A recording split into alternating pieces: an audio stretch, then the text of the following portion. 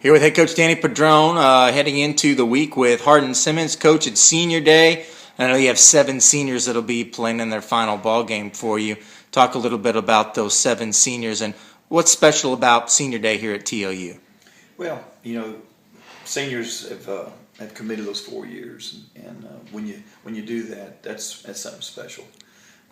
The ones that we have here have done a great job for us. We've been with them for 3 years, and we wouldn't trade them for anything. They are not only outstanding football players, but outstanding men, and so we're just proud to have them with us. And we're going to miss their leadership. We're going to miss their contributions to our football team, but they'll be part of the Bulldog tradition. Yeah, this group that has been with you for 3 years, they've helped you resurrect this program. This program had only won 6 games in the 3 previous years, and now TLU has been in the thick of things in the ASC for now, really the last 2-3 years. And what specifically have these guys kind of brought to your program? Well, I think their positive attitude has been, their work ethic and their positive attitude. They bring that, and kind of share it with their legacy, I think, because what they've done, it's just been phenomenal. You look at those guys, and really they're not great athletes, but yet they play at a great level, and so just that's what they bring. Well, looking back this past week, a tough loss at Louisiana College. I know you played, you were right there, and probably one of the toughest losses you've had here at TLU. You played well against a team that's been ranked in the top 25. It comes down to there's lots of plays throughout the game. Oh, yeah. So you can't really look at one play, but then to have it come down to one play at the end. What did you see on that final play? And again, we'll talk about more plays, but what did you see on that final play, and what were the emotions there? Well, it was one of those gut wrenchers again. Those type of things where you hate to see it come down to one play, and it did. We just didn't make the play, and they did. Yeah. And we had opportunities to make plays, and we didn't, and that's what it goes back down to. So I thought our kids played with great effort. We played above and beyond our capabilities, and did everything we could to win the football game, and yet didn't come out that way. And so it's a learning experience. But we were proud of the way we fought. We were proud of the way we finished, even though it didn't turn out the way we thought it would. And I know I'm just thankful that I'm not a betting man, because I would have lost a million. I just knew we had that thing.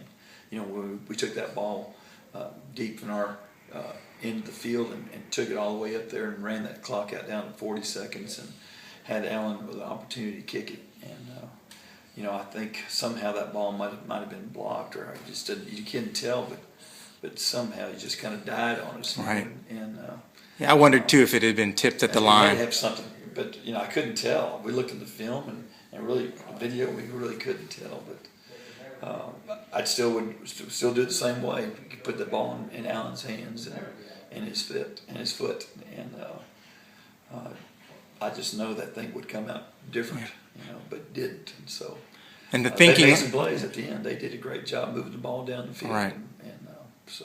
And the thinking on kicking the field goal there, if he makes it, it's ball game. Yeah, it's over with. And if you punt it, he could go in the end zone. They get it at the 20, no time. Well, it served as a punt basically. We're right. 70 yards away from the field. It was the right deal.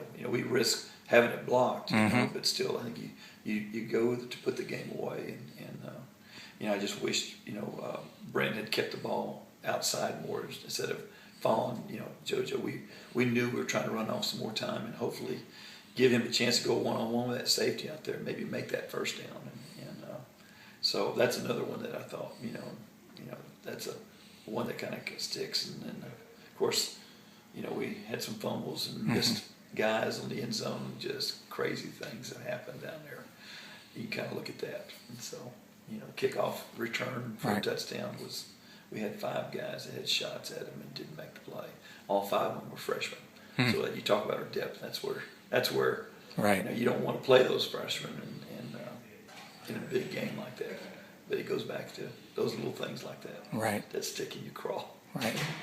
Brent was over 370 yards passing. He threw 3 touchdowns.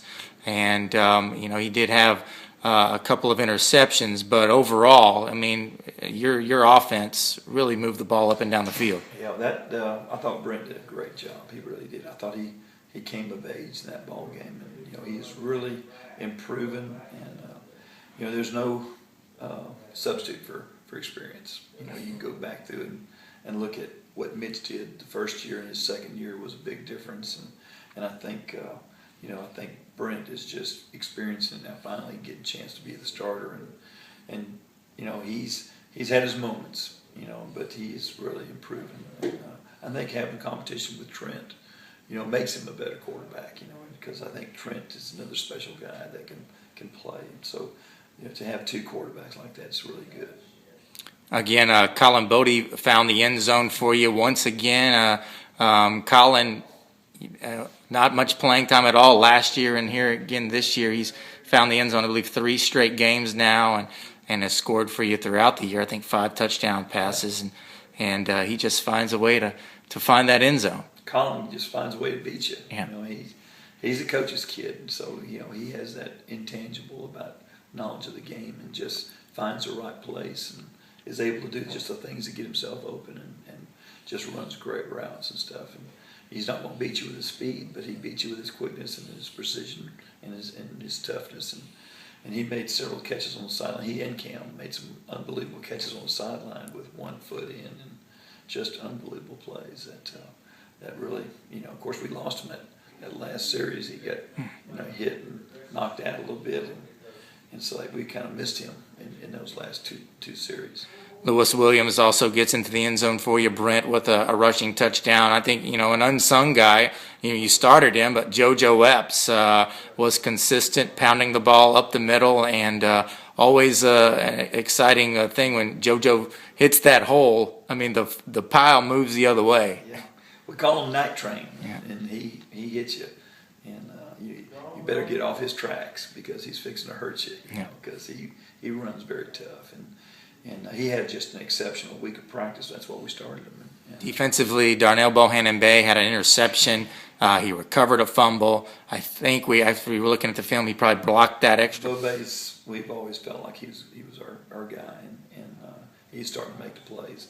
He's playing that boundary corner. He's got to be the guy that does a lot. And I just wish he had intercepted that pass right there instead of knocking it down. Oh yeah. And that'll come, I think. You realize that he was in good position, and he just have to panic and knock it down. He could have picked that thing off and stuck it in the end zone. Well, that really would have been nice. But those are the opportunities that we had. We talk about 2 or 3 passes that we had in our hands for touchdowns that we didn't run in the end zone. It was crazy things like that. So, what ifs? That's what it is. And I think our record is no indication of the type of ball club that we are, and how much improvement that we've made since that first year. And so we just got to keep, looking at the positives and prepare for the next week. And Hardin-Simmons is certainly going to be a great test for us, and especially with their offense. They're really good on offense, and they always play solid defense, and so it's going to be a big test for us. They're going to bring in the #1 passing offense in the country. Logan Turner, a transfer for them, played at Southeastern Oklahoma and then at Southern Methodist a little bit. He's obviously, with the statistics, has shown that he can put up the numbers. And last week, record-setting performance against Sul Ross State. What's the key against the Cowboys? Well, I think it's pretty much the same as we did against Louisiana College. We got to be able to control the ball, keep the ball away from them, and we got to make first downs, and then we got to convert those first downs into touchdowns. And defensively, I thought our defense did a great job. They several 3 and outs and several opportunities for they got turnovers and stuff, and so we've got to be able to do that. We got to be able to get them off the field some and come up with some turnovers. All right, Coach Danny Padron, thank you for your time. Thank you, Tim.